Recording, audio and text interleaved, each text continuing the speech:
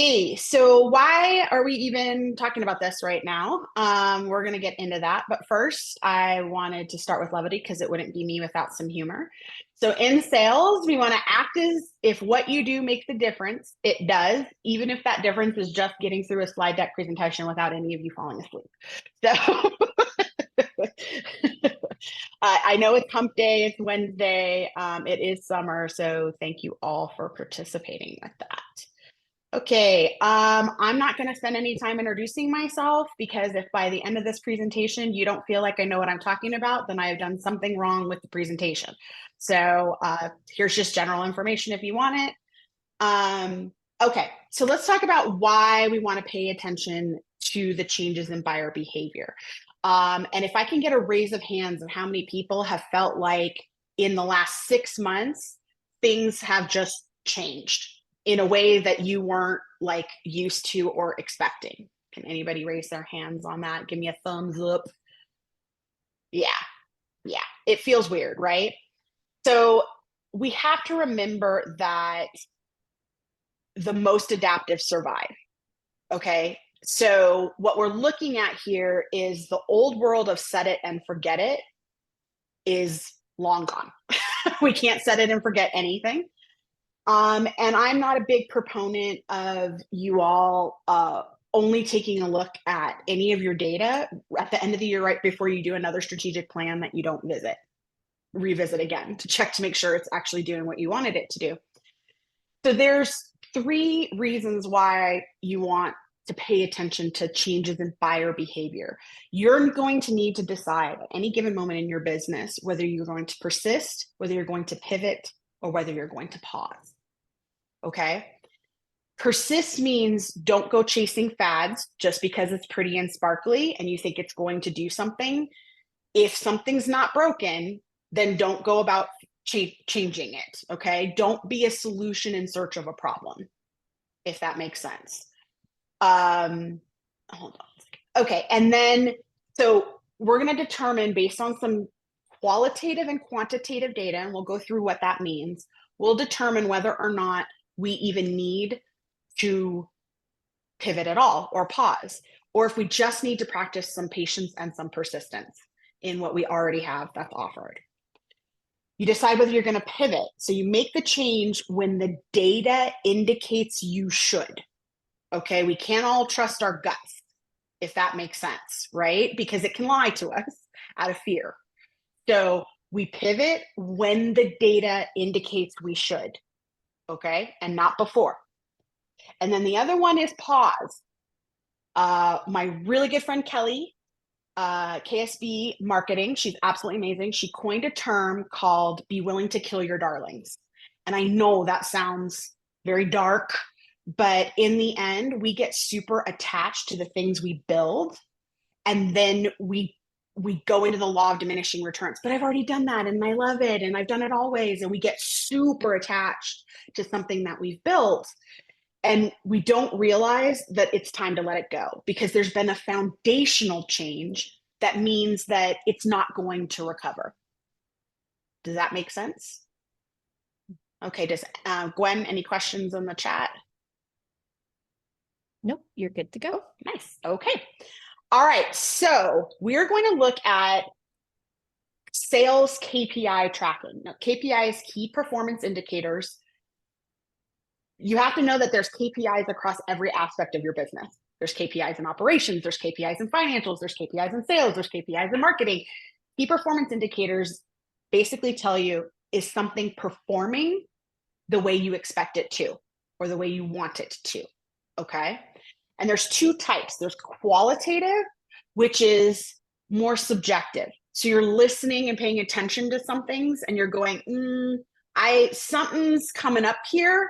I don't have a way to quantify it, which is hard data, but something's going on here. Okay, that's qualitative.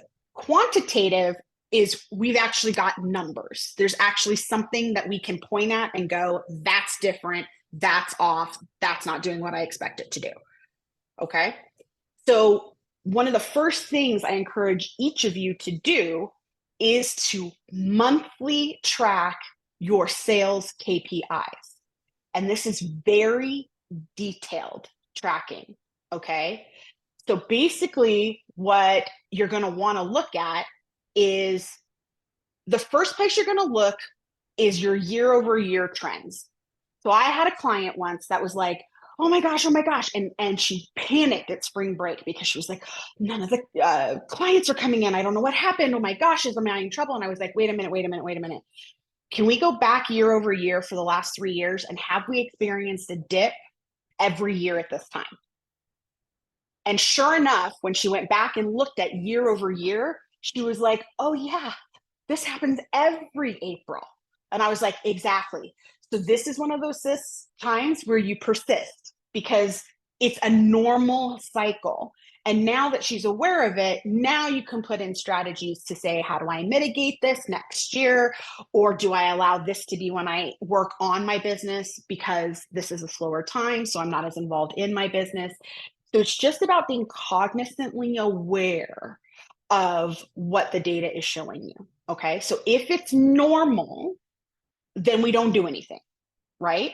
We're not going to do anything. We're going to persist in what we have always been offering. Okay. The next is some target market shifts. How many of you have experienced, and you can raise your hand or give a thumbs up, have experienced that moment when you're like, all of a sudden I'm getting a lot of calls from these people. And I wasn't getting these people before. Like, these are new people I haven't talked to before. And it seems like there's a trend coming through, right? You may be identifying what may be showing up is that a market gap has opened and you are inadvertently filling it. But think if you've already got that tailwind, if you actually direct resources to pay attention to them, you're going to 10 times that effort. The other thing is when you're like, oh yeah, these markets, this particular market is just not doing well. It's just not doing well. It is not showing up well. And they can't afford me, the sales cycles, and which we'll talk about. There's something going on with the target itself. Okay. So what I need you to understand is that, similar to Stanley Cup's story, right? They had always done it a certain way to a certain market. And when that female influencer got a hold of it, they went, I think, 100 times their annual revenue grew. So it really was, there was nothing wrong with the product. There was nothing wrong with anything. They just didn't have a great market. They wanted to go to the market that was actually going to pay. All right. The length of the sales cycle. So how many of you have noticed, I know some of you are new and so you don't have this yet, but I still want you documenting it. How long does it take from hello to here's my money? What's that length of time it's taking? A week, 2 weeks, a month, 6 months? Keep in mind that some industries have much longer sales cycle than others. So who can give me an example of an industry that has a really long sales cycle? You guys are all on mute, so you're not even going to be heard. Any idea? Real estate, very long sales cycle because they have to build a really long relationship. And it's not until that person's ready to actually buy or sell a house do they actually get the engagement. So it can be a really long tail. Okay.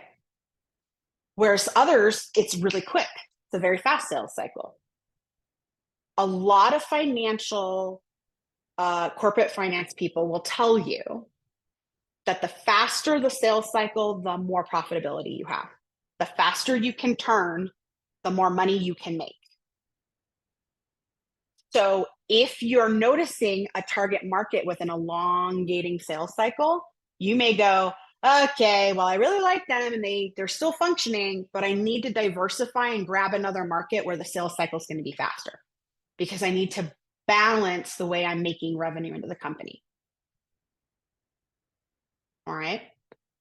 The other thing I want you paying attention to is, are you only getting new business or are you getting repeat business? If you're getting repeat business, then your sales funnel and your sales process is working well because you're repeat. If it's a series of news, then you're going to want to pay attention to that, right? Because in that moment, you're going to determine, is it something I can do to change in my business to create the repeat business? Or is this something going on with the buyer behavior? They're not doing repeat engagements. They're coming in and they're coming out. So you want to pay attention to that because you're going to tailor to it. Because sometimes those fast in and outs, hey, that's cash. It spends like anything else. So as long as you're not overextending your own resources and you're getting a really good, what we call cost per client acquisition, which means how much it costs to acquire a client. The reason you want repeat business is because you end up with something really great, which is known as an expanded client lifetime value. So that value of that client gets bigger and bigger and bigger over time. And then what happens? That cost per client acquisition goes down, right? Because, or its ratio goes down. So a less percentage of your earnings for that client is going to how you acquired them, and more of it's going to actually keeping more money. And then the one that you all are probably most used to, but you're not, you're maybe emotionally paying attention to it, but you're not actually physically tracking it, is your conversion rates. And there's 3 prime areas that I like to look at for conversion rates to determine if I'm seeing a shift in buyer behavior. 1, am I seeing a fewer MQL, marketing qualified leads, to SQL, sales qualified leads? Have I seen a drop in that? And so what I'm looking at is, am I still getting all these marketing qualified leads? So opt-ins, engagement on socials, but all of a sudden I'm not getting the same amount of initial consults or discovery calls, or that initial thing where they start to qualify themselves as sales qualified leads. So the volume of marketing is staying the same, but my conversion to an actual lead, sales lead, is diminishing. Okay, we need to pay attention to that. The next one is discovery to initial buy-in. Is my conversion rates plummeting there? And then the last one is that repeat business. Are they dropping down? So am I getting a conversion from the initial buy-in to another offering to work with me? So those are the 3 primary areas that I'm going to have you look at. Sorry, 3 primary conversion areas that I'm going to have you look at. And then number 6 is one that isn't tracked monthly on the tracking sheet that I'm going to show you all. But it's still something you need to be aware of, which is the contracting or canceling of contracts. So how many of you have had the experience where the person calls, the client calls, and they say, yeah, I want to adjust the scope of work. I actually want to dial it back a little. We're gonna rest for a little bit. We're gonna do a little bit less. We're gonna take a break. Like, those are terms that you're gonna hear over and over again. Or they're gonna say, we're canceling the contract. That is normal. That is always going to happen. That's a part of business. But what's important is it happening more than the standard? Okay. The only way you know that is if you track it, right? Because most of us can't even remember what day of the week it is half the time. So we're not really cognitively aware. We're like, oh my gosh, I'm getting a lot of contract cancellations. And then you go, wait a minute, that was like 4 months ago. So it's really not that much. It just feels that way to me, right? So again, we have to be careful of feeling versus data. All right. I'm going to stop this really quick, and I want to show you one of the examples I have of the sheet that we use. Boop, boop, boop. All right. So Gwen is going to put in the chat the link for you all to download this. Okay, it's completely adaptable. You can go in and modify it and do whatever you want. What you're going to do is you're going to track this information. So you can see the client name's going to go here. That's not as important. It's just so you know you've captured everybody in the funnel and that you're not skipping anyone. You're going to identify whether they're new or repeat, the referral source, That has to do with referrals. That's not changing buyer behaviors. Type of client. So which target market are they representing? What's the offering they're going to? What level of the funnel is it in? This is when the contract of the month the contract begins. So that's after they've paid. Contract begins. Length of the sales cycle, how long it took to complete your bid, and all this stuff. This has to do with tracking profitability. But what I want you focused on is these sections in here. Okay, so Gwen put that link in the chat. You guys can go and download this, and that way, and you can modify it to track however you want. Now, for speed reasons, I like to do drop downs. I create little drop downs, so it's real fast for me. I'm not hand typing anything in. And then if I need to get some data right off the bat, I will just sort that column by that search to tell me what's going on. All right, any questions so far? You all are really quiet. You either really know what I'm talking about, or you're overwhelmed, or you just are in this quiet zone. Okay. All right, let's go back to sharing. Okay. So what are the so once we've identified that there is an issue, we've been like, okay, there's an issue. What are the possible causes of the issue, right? So just because there's an issue, we have to figure out what's causing the issue, because then we'll know how to address it to solve it. If we don't address it, then if we address it without data as to what the cause is, then we're basically flying blind. You're just throwing spaghetti at the wall, okay? So what you're looking to do is to track your KPIs. And remember how I said that this is both qualitative and quantitative. So let me ask you if any of you have been experiencing this with your target behaviors, buyers' behaviors. So I'm going to introduce something known as the spoons theory. Has anybody heard of the spoons theory? Gwen has, because I've told her about it. Nope. Anybody know the spoons theory? Okay. So the spoons theory is in the mental health space. And what it basically says is self-care can replenish us when it doesn't have to do with spoons. So for example, mom says to the kids, mom's really tired today. And the kids go, are we going by Starbucks? Are we getting a caffeine? Are you going to take a nap? Like, what's going on? So they go to self-care. How can we recharge mom's battery so she can get through the day? Spoons, the theory is that we wake up every morning with a certain number of spoons, and there is not any self-care in the world that is going to increase those number of spoons. So if mom then turns to the kids and says, yeah, mom doesn't have the spoons today, then kid goes, oh yeah, plans are canceled. There's not amount of caffeine, Starbucks, nap time.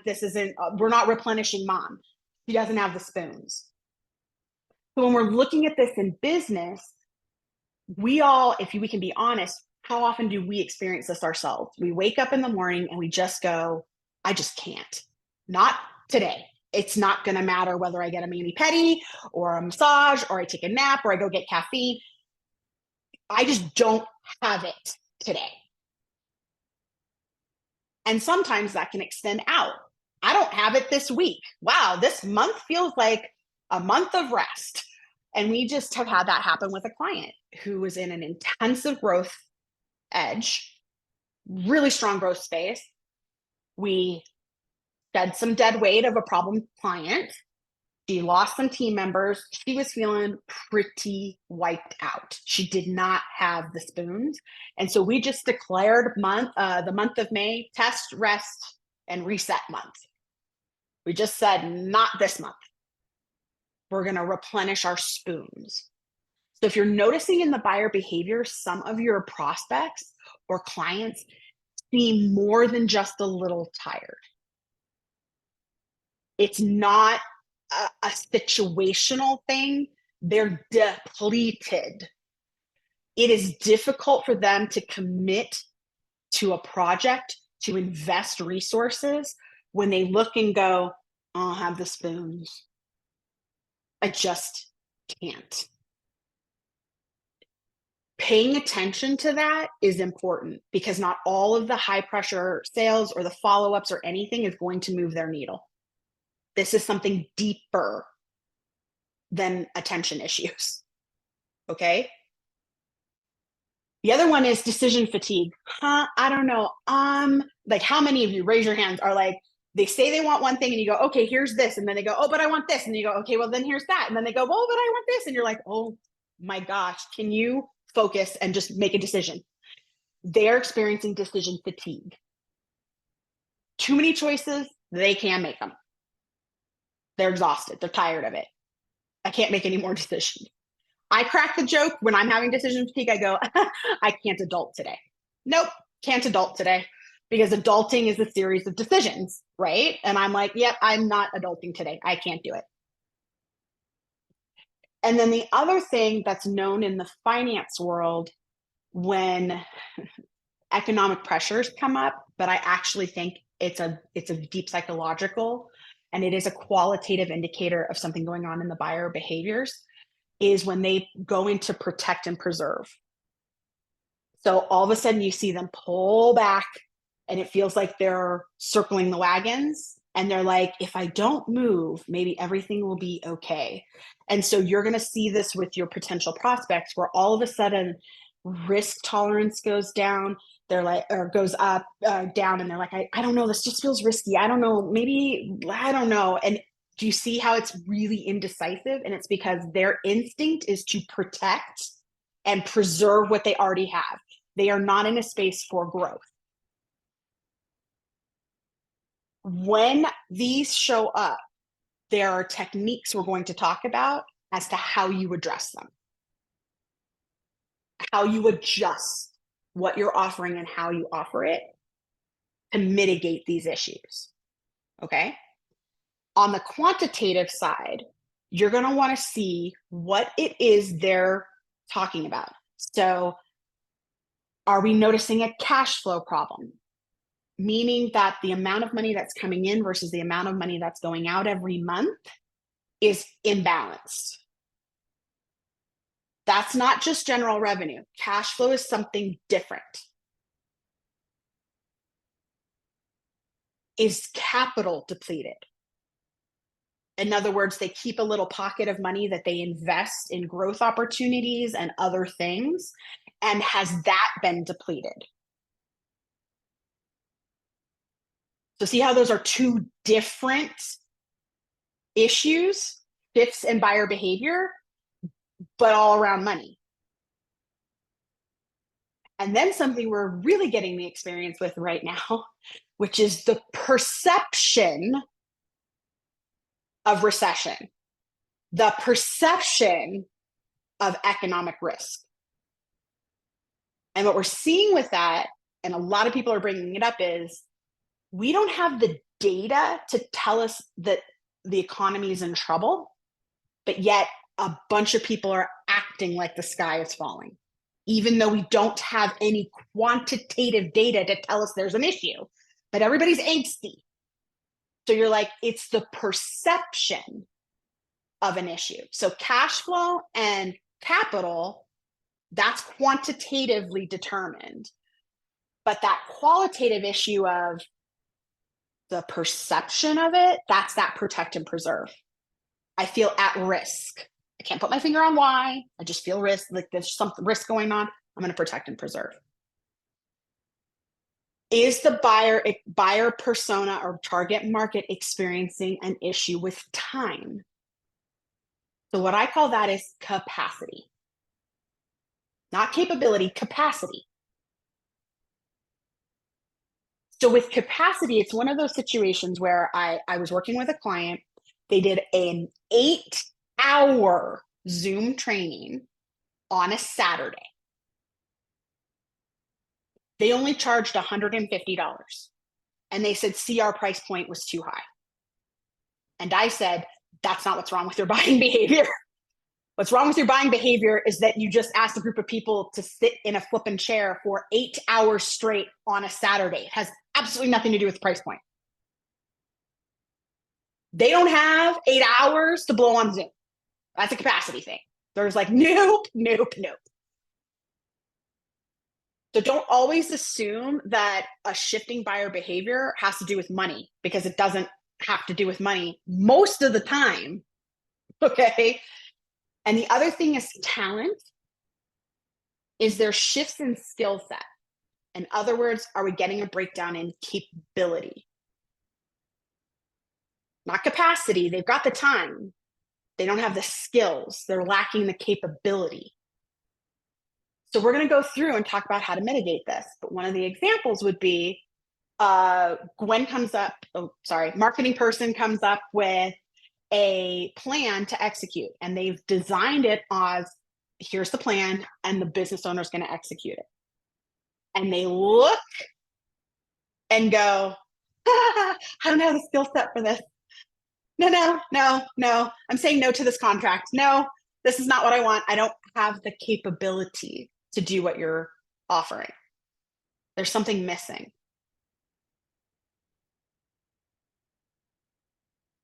Okay. Any questions? Gwen, we have anything? We do, but really? we're gonna save them for the end. Okay. All right. So the next section we're going to talk about is, okay, we figured out why we even pay attention to any of this. We figured out what it is we're trying to track. We figured out what is causing the issue. Now, based on what we find as the cause, how do we make strategic adjustments qualitatively? So this is, we're experiencing these shifts that really we don't have quantifiable data to say this is what's causing it. There's just something going on. So with decision fatigue, stop giving proposals that have a bunch of add-ons as options. Don't give 3 and go, which one do you want? None of that. You limit the options because they have decision fatigue. So don't make them make multiple decisions. So what I suggest is you adjust when this is going on, you adjust to give just your best fit. Here's what I think is the best fit. You pitch live, not some proposal you email and you wait to hear back from them. If they have decision fatigue, they may have the problem of not even knowing if they can make the decision to open the proposal, right? So you've got to get them live on the phone and work through helping them make a decision. So you say, here's the best fit based on what I know about you and what your goals are and what your available resources are. This is what I think the best fit is. Well, I don't know. Okay, now downsell. Take something out. Okay, what would you like to remove? What feels, we could remove this.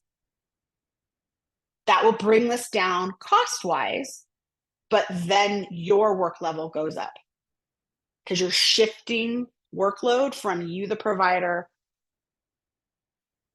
to the client. So talk through where those decision fatigues are. Don't ask them to do it alone. That's the problem. Risk tolerance. That feels awfully risky. And they're not going to use those words. They'll be like, I don't know. I've tried something like this before. I just don't know if I can show up the same. Do you hear it? It's, I don't know. There's risk. It feels risky to them. So one of the adjustments you would make is high touch support. And that is something we have definitely seen as a systemic foundational shift in the market. It's high touch, high touch, high touch, high touch. The lower touch you get, the lower the conversion rates are, the lower the price point you can ask for, longer the sales cycle. I mean, it creates havoc. And then what I recommend in mitigating risk tolerance is to then present a phased approach. So a next safe step, so nothing feels too risky. So for us and our company, our contracts never extend past 90 days. But when we're seeing really low risk tolerance, we'll shorten it to 30. So just phase the approach and walk them through it. Does that mean you're going to have a more intensive and more frequent sales cycle, repeating and repeating and repeating? Yes, but you'll also have a longer client lifetime value. You would have potentially lost them had you not phased it. And when their risk tolerance goes up because they built rapport with you, because they have established trust, you'll all of a sudden be able to expand out because you've mitigated the risk tolerance problem. Then you can go to a year-long contract once you've baby stepped them in. The other one is perceived value to cost ratio. So if the value exceeds the cost of what we pay, people are going to buy all day long. But if the cost exceeds the perceived value, nobody's buying anything. So what does that happen for you all? When has that happened? When you've been like, oh, you crazy if you think it's worth that. Like, we all know we've said that. We've been like, I'm sorry, what? How much do you want that? In American money or pesos? Like, no, that's not worth it. Do you hear it? Not perceived valuable. That cost is way too high for what I'm getting out of this. But have you also heard one of your clients go, oh my gosh, she was worth every penny. Every penny. Oh my gosh, she should have charged me more. Like, I got so much out of that. Very high perceived value to cost ratio. So if somebody's like, I don't know, you need to determine whether we have a risk tolerance issue or we have a perceived value to cost ratio problem. If it's a perceived value to cost ratio, I recommend so strongly a low level initial buy-in to establish a high value for a reasonable investment. You just need to show them once, right? All they need to say is, oh my gosh, she helped me. It was worth every penny. I should have paid her more. And bam, you're in, right? Like, you're like, oh man, I can offer anything right now. I'm the bomb. She knows I'm going to over deliver. She's going to get so much value for what she's investing in with me. Any questions around that? Gwen, that's general enough to cross everybody, or keep going? Yeah, keep going. We have about 6 minutes before questions. Okay, awesome. Okay, how to make strategic adjustments quantitatively. So on the money, phased approach versus all-inclusive large contract. Triage versus big picture. This is an important shift I want to draw your all's attention to. This is very hot right now. Triage versus big picture. Okay? They want to get in, get over the speed bump, and get back out again. They're not real, that's spoons. The spoons are less, the money's less. They can't afford to do a big picture overhaul, but they need to get over a speed bump. Scale offerings down in the levels of workload on your part. So go from done for you to done with you. Or done with you to just coaching or consulting, a DIY with support. So see how you're going down in your workload? That helps with the money. It's the opposite if the client has less time. You're going to go the other way. Oh, I'm not going to do this with you. You don't have time for it. So I'm going to do it for you. So you shift up in support. So that means you really need to know what the problem is, right? You need to know, is this a money issue or is this a time issue?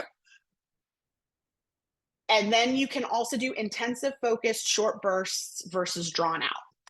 So half day VIP days, do not take it to a full day VIP day. It's too much right now. But if you can, obviously that's the most efficient. And there's times where buyer behaviors will tolerate that. And there's times that it won't. So adjust accordingly. And then under the talent, a lot of people are like, I want to bring this in-house. I know marketers hear that quite a bit. I'm going to bring this in-house. Okay. I want to outsource this to overseas help. I want to use tech and AI integration. And you're thinking to yourself, oh, nuts. Okay, I guess I just say thank you and move on. No, build an offer that trains that and then supervises and maintains it. Because what do we know about new hires? Very resource heavy. Overseas hires, very resource heavy. Tech and AI, very steep learning curve. So step in. And then the other thing too is stability and redundancy. Right now, the average length of time a Gen Z or millennial is at a business is 18 months. That's it. 18 months before they quit and go find something else to do. That's expensive. So focus on the fact that you as an outside provider gives the client stability and redundancy. So if that person leaves, their business is not disrupted because we're entrepreneurs and we're not going to do something for only 18 months and then go, just kidding, and leave. I want to go try something new. That's not what we're going to do. So talk from that. Okay, so we're going to go into key current market conditions. I do want to say that anyone that feels like they need a deeper dive in this is a real general hit off everything. We have a profitability power up laser session package. We review everything you submit to us 72 hours in advance. We do a 90-minute working meeting where we're going to be solution focused, action plan solution focused, and then we meet 30 minutes about 30 days later, no later than that, to make sure that everything came out right. That when we expected them to zig, they all zigged. And if they went, nope, they zagged, we will then be able to do this. And one of the things we can focus on is setting up those KPI tracking for you so that you are doing that and maintaining it. We'll customize it to what you want to pay attention to.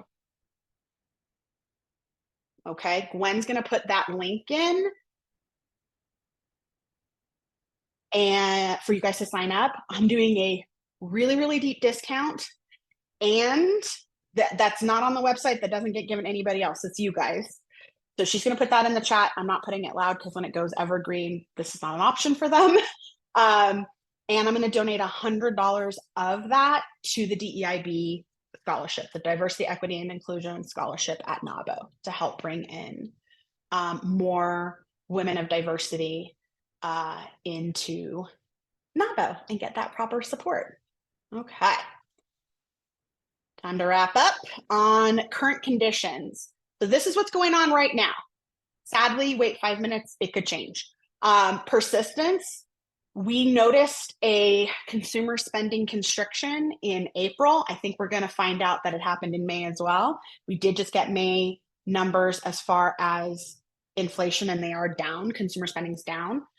But I am noticing it's returning to typical levels in June. I'm watching a recovery.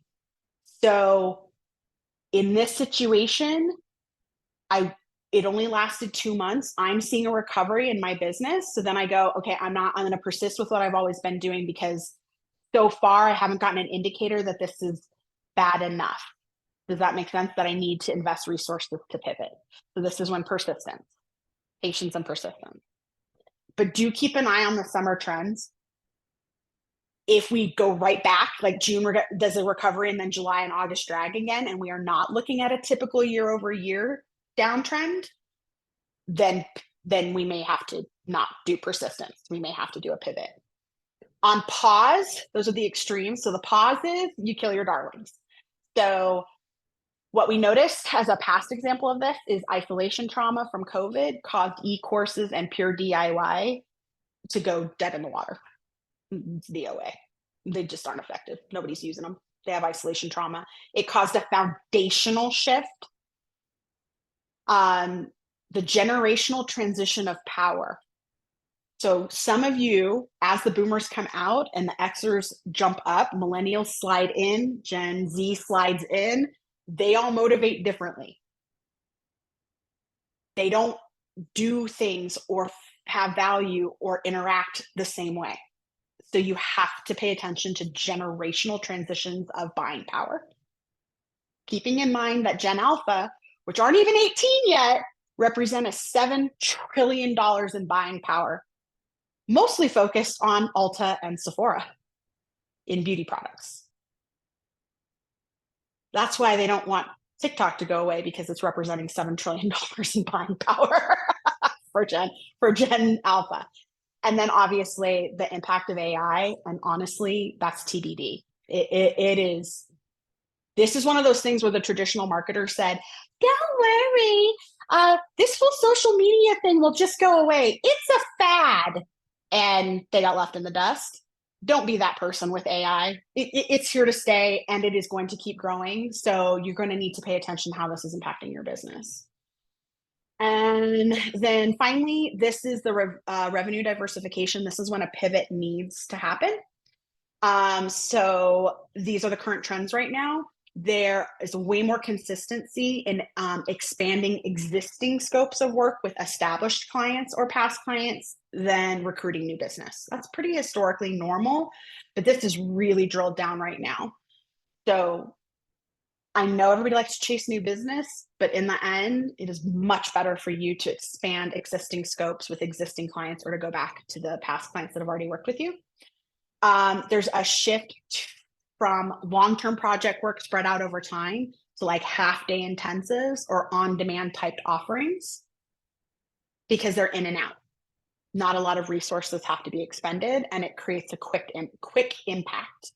And then shifting from assessments to action plans language. For some reason people got real sensitive around the word assessment. Like, don't judge me. I don't want to hear judgment here. So just make it action plans, because that's the trend it's going. Implementation is valuable. So that leads into the number 4, which is that infopreneur addiction that we all are really guilty of, which is more information, more information, more information, more information. And you go, okay, but what did you do with it?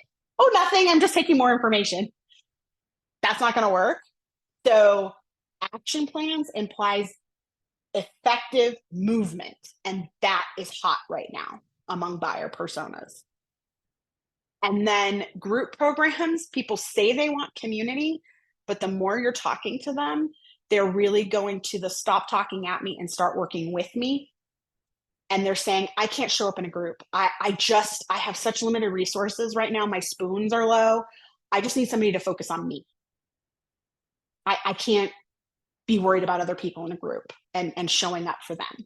Like, I just need somebody to focus on me. So group programs are a little slow right now. And the notion of infopreneur, where you're just giving tons and tons of information without action, not doing very well. All right, so here's my contact information. This little code here leads you to the lasers, the Profitability Power Up laser session package. You can scan that and go right there and put that code in that Gwen gave you. There's a QR code earlier that leads to the revenue workbook, but Gwen obviously put that in the chat for you all. And that's all I got. Questions? That was so great. So I was just taking wild notes. So thank you so much. That was so fantastic. Okay, so we do have, please feel free if you thought of questions as Nikki was talking, please feel free to go ahead and drop them in the chat. We did have one come through from Kellyo, which was a really, really phenomenal question around what would someone do if they haven't been tracking any of these KPIs yet? So if they start today, how long do you think they might need to get some of that data to make the decision? And to P or P or P, Kellyo, I don't know if you want to. It's persist, pivot, or pause. I Kelly see. has it. It's the P's. The P's. We have to eat our peas, even though I hate them.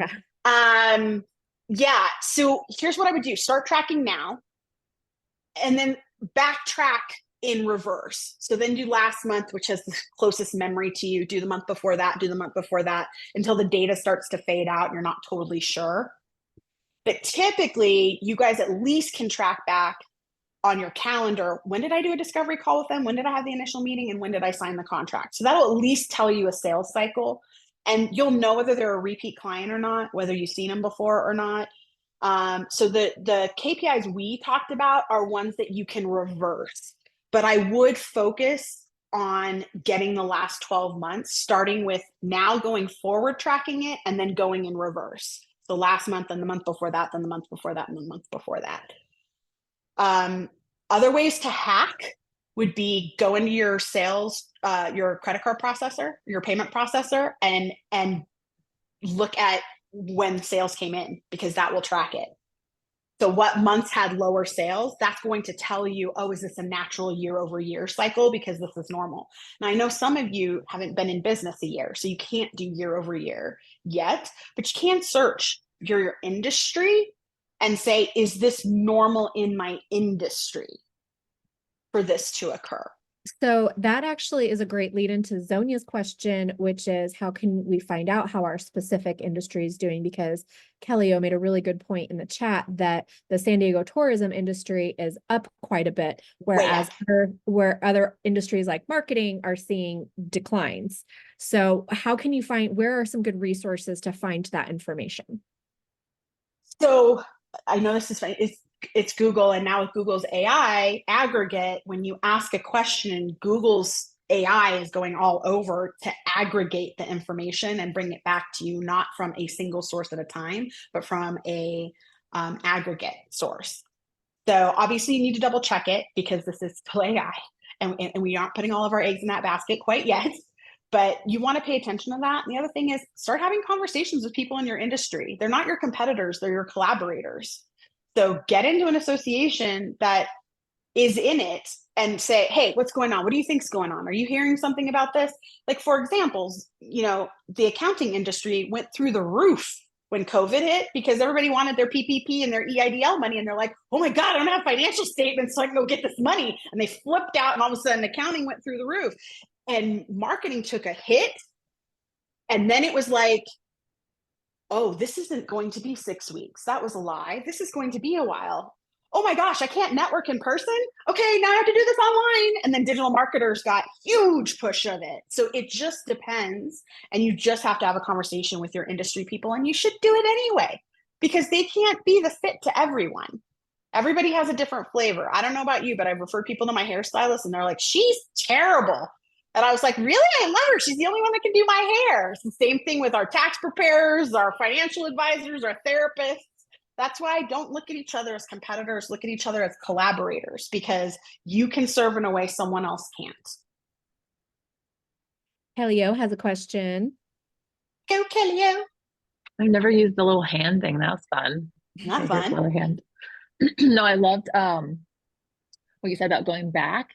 Because I was thinking about, okay, if I start today, like how long do I have to wait to start to get data? But obviously you can go back a little bit depending on what your business is like. The one thing I just thought of, just to add to that, is think about, before going back and doing all the work to go back a year, think if that makes sense for you. Like if you've changed things significantly, or I did like a bookkeeping workshop, and someone asked me about entering data for their store. They had a product store, and they wanted to go back to the beginning of time, like 8 years ago. And I was like, well, have you changed things since then? Like, is the price the same? Is the cost the same? Do you carry the same stuff? And they said no. And I was like, well, that's a lot of work. And like, you're probably not going to use that data. So just, if you go backwards, just think about how far to go back. Because that's, I normally, really for good relevancy, advice to go back. Really, for relevancy, I only look at the last 12 months, because if we wait 6 months, it's going to change. I mean, that's the issue with where we're at right now. It is, I know people who are using sales processes and strategies that they built 6 months ago, and they're ineffective now. It's changing so fast. And I think AI a year is very long, almost, depending on like maybe even just 6 months, depending on like if you've changed your offerings, if your overhead is something different now, like it just depends what's supporting your system. So maybe even 6 months is enough data to be able to make that decision that you're talking about of your next move. And that's awesome. Why you all start working backwards and tell yourself, do I have enough data to decide? Mm-hmm. Like if you're showing no shifts, then that's irrelevant, right? Like then you're like, okay, I've got the data I need to make a decision. All right.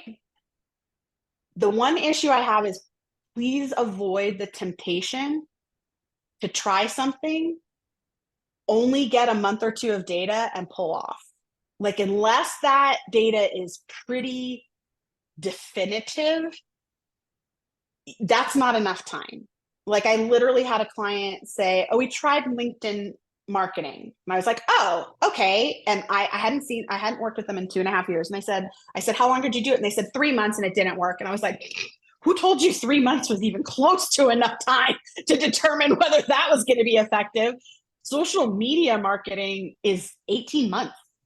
18 months before you're going to see what something is really doing. Now, a talented person is paying, like Gwen, her company is paying attention to KPIs every single month, and she's noticing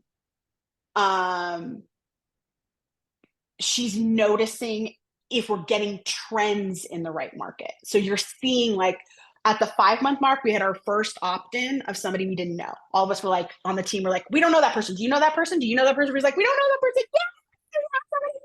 Yeah, like, came in, and we were like doing tap dancing. And it was the 5-month mark, we got 1. But by the 6-month mark, we had 8. And by the 7-month mark, which we just wrapped, we were at 15. So we're getting momentum in the right direction. And that is an indicator. Oh, we're going in the right direction.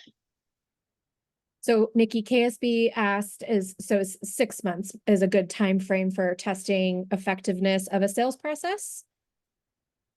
You said don't try for 2 months and then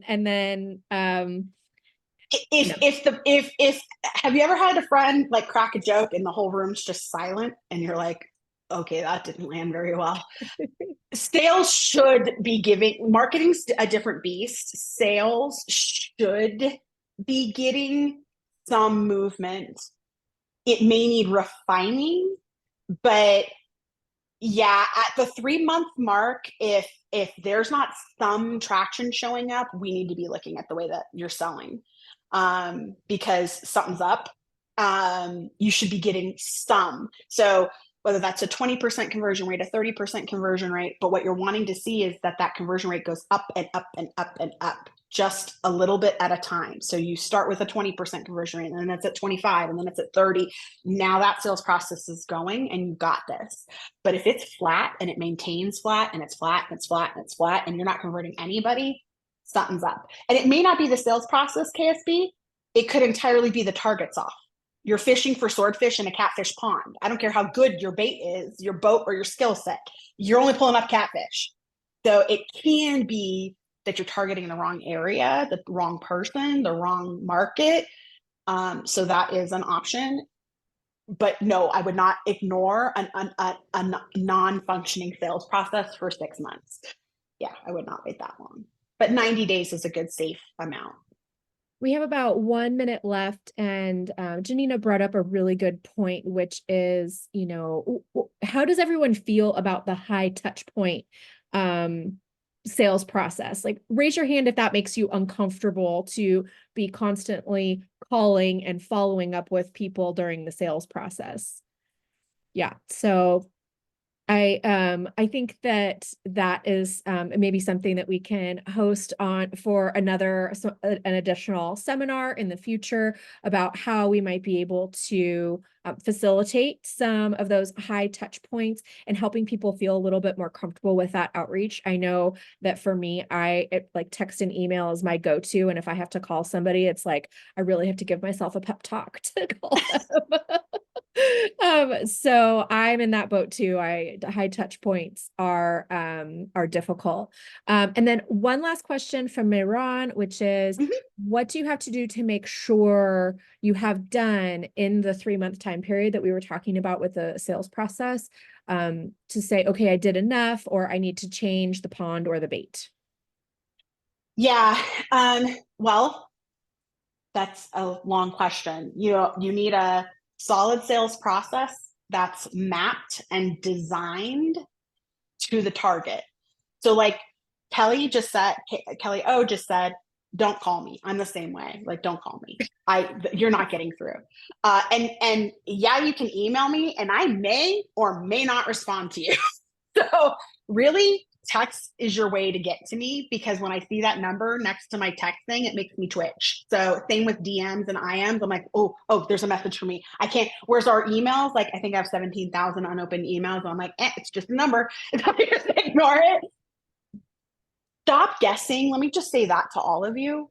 Stop being afraid to ask. Ask, what's the best way for me to communicate with you? What's the best way for you to feel like I'm listening to you and paying attention to you? Come from that place. Don't guess. Ask. You don't have to know it all, nor should you. And if I can wrap with the story of the importance of asking on how to make a really good sale, is I was in a restaurant. Some of you have heard the story. I was in a restaurant, it was Chili's, and I wasn't in the section of the server. I was in a different section, but I watched this server walk up to a table and I could hear him. And he said, "Hi, I'm Jeremy. I'm your server today. Could you please tell me what I need to do for you to guarantee a 20% tip?" And I was like, oh my gosh, I can't believe he just asked that of the whole table. Like, that's the craziest thing I've ever seen. So, and literally they went around the table and he said, "What do you need? Like, what will make you have a great experience today?" And the wife was like, "I don't ever want my drink to be empty. I don't ever want to be thirsty." And the other guy was like, "Don't touch my plate until I tell you to remove my plate." And I was like, okay, see, we've got it. So I called the guy over and I'm like, wow, that's seriously gutsy. And he said, "Listen, I can guess and work myself ragged and over deliver to the nth degree and be chasing myself, or I can just figure out what it is they exactly want. And then I only have to do that." And he gave the example of, he's like, "Did you hear the guy say, 'Don't touch my plate until I tell you I'm done'?" He's like, "I just had a table 5 minutes ago say, 'I don't like dirty dishes on my table. So the second it looks like I'm done, please remove the dish.'" He's like, "How could I have gotten that right for both of them? I would have offended one of them if I picked a certain lane." And he goes, "But I asked, and now I didn't cross a line. I asked, and they told me." And he says, "And you know what? I get 20% tips all the time. In fact, I'll get 30% tips pretty frequently because I paid attention to what they needed instead of how I wanted to do it." And I was like, that's so brilliant. And so now I just spend a lot of time asking, what do you all need? What do you need to feel seen and heard and understood and to work in your process the best way? So I hope That's that helps. a really great example, as Janina pointed out in the chat. And Nikki, this has been so amazing. Like, all of these tips, I know that everyone, I think, probably can take something away from this and go apply it immediately in their very next sales call and their next sales process and their next proposal, whatever they're doing to reach out and get more business for themselves. I know I took away a ton of stuff. So thank you so much for leading us all through this. And later today, we will be sending out the recording of this, as well as, in case you missed the link to the laser session, we'll include that as well. And thank you everyone for attending. Have a great rest of your week. Thank you, everybody. Bye, thanks.